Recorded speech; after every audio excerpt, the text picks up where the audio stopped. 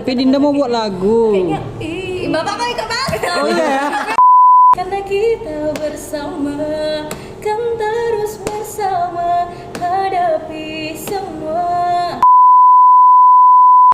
Halo semuanya, selamat datang di Seman Sabang Bersuara.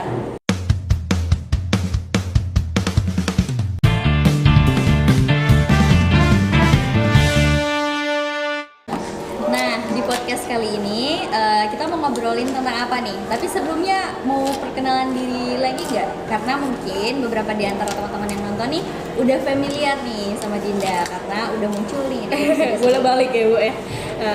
Hai semuanya, saya Dinda Media dari kelas 2S. Oke, di episode kali ini kita mau ngobrolin tentang apa kabar resolusi tahun 2023. Nah, di tahun ini untuk Dinda sendiri nih, Ibu pengen tahu versi siswanya, apakah resolusi itu termasuk penting nggak sih buat kalian? Menurut Dinda ya Bu, kan sebagai pelajar juga, menurut Dinda dengan kita bikin resolusi ini tuh penting karena dengan adanya resolusi ini kita bisa jadi tahu, kita jadi punya tujuan mau apa yang akan kita lakukan gitu sih Bu. Oke, jadi lebih ada petanya nih ya, ada gitu. pattern dan polanya.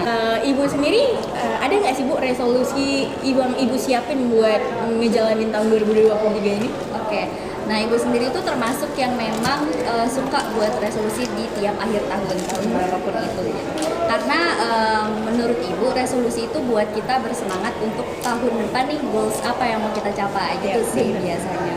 Nah untuk Dinda pribadi nih boleh di-spill nggak resolusi-resolusi di tahun 2023 ini?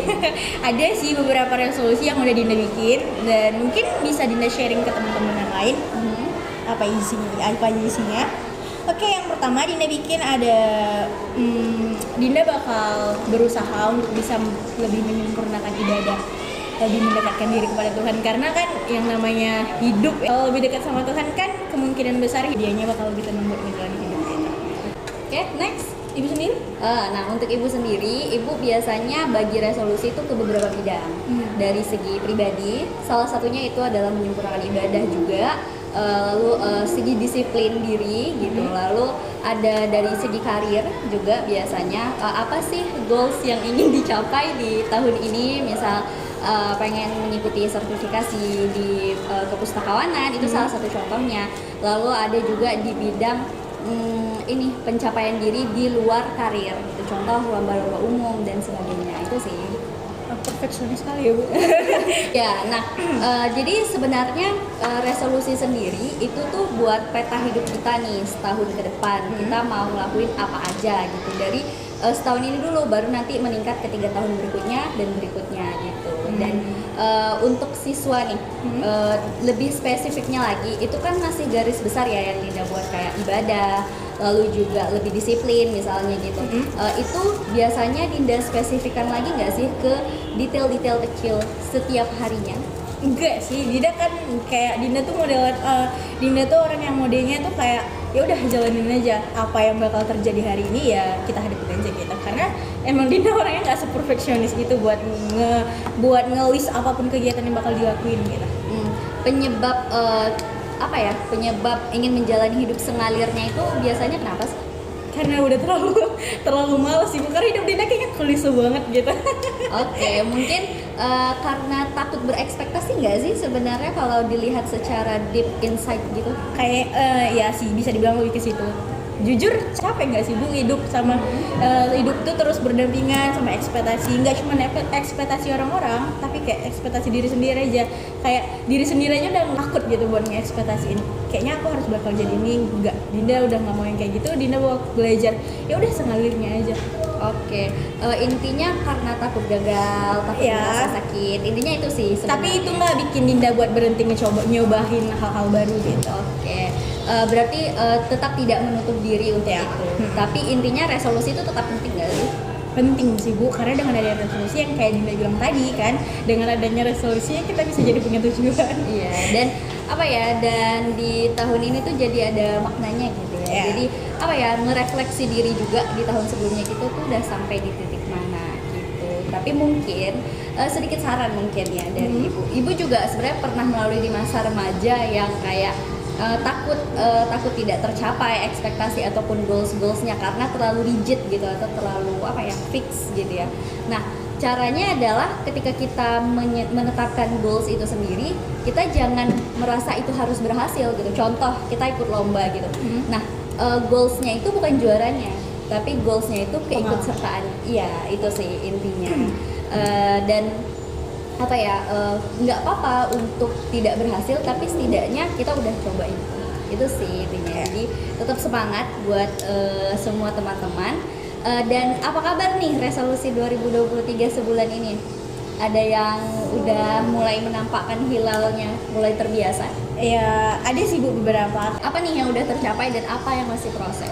Dinda sekarang ngerasa Dinda tuh lebih bodo amatan karena emang itu termasuk salah satu resolusi Dinda buat ngadepin tahun ini, karena Dinda tuh orangnya kayak terlalu mempeduliin apapun semua omongan orang, kayak pandangan orang, komentar orang, ekspektasi orang-orang itu tuh terlalu menghantui Dinda. Jadi kayak sekarang tuh Dinda lebih belajar kayak bodo amat sih gitu, yang penting aku gitu. Oke, berarti sekarang satu nih udah mulai. Iya, itu udah mulai berhenti. Terus yang kira-kira terasa berat banget nih untuk dicapai di tahun kok gitu kayaknya. Kok gitu muka lo? Janganlah Timi.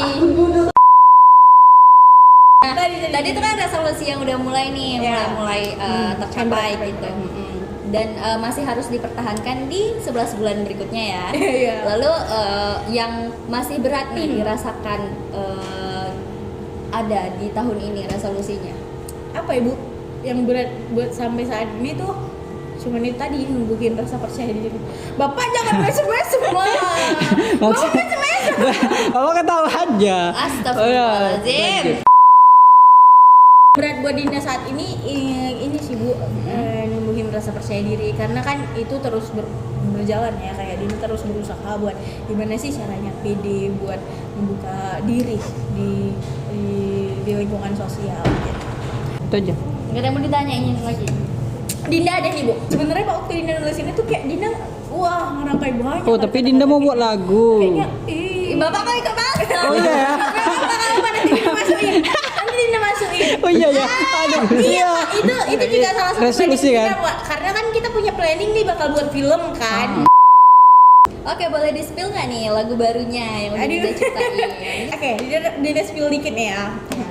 Karena kita bersama, kan terus bersama hadapi semua suka dan duka.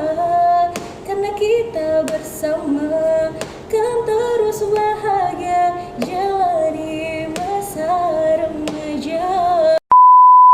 Endangnya gitu keluar. Keren banget ya, mantap. Sebenarnya itu hasil kamar mandi sekitar Dikasih tahu. Oke. Dinda ada nemu satu quotes yang kayaknya Dinda harus ngumpulin semua bahan yang udah Dinda kumpul di HP. Tunggu Pak. Iya, nggak apa-apa. Jadi isi quotesnya itu buat menerima adalah harga dari kebahagiaan. Jadi dari sini tuh Dinda belajar. Kayaknya kita emang harus benar-benar belajar tentang menerima. Karena ya dengan menerima kita bisa dapat kebahagiaan dari situ kan. Iya. Ya, kemungkinan besar ada di situ gitu. Dengan kita menerima semua kekurangan kita dan fokus aja sama apa yang kita punya, fokus aja sama apa kelebihan kita, kayaknya bahagia bisa aja dapat. Benar banget. Karena nggak semua ekspektasi kita bisa kita dapatkan hari ini juga. Jadi ya semua itu intinya ke menerima ya Bu ya. Oke, sekian obrolan kita hari ini tentang resolusi 2023. Semoga teman-teman bisa buat resolusi juga nih dan bisa semakin produktif di tahun itu, karena setiap orang punya versi resolusinya masing-masing. Dan dengan resolusi itu juga yang paling penting adalah bisa jadi lebih bahagia di tahun 2023. Amin. Oke, sekian podcast kita kali ini. Sampai jumpa.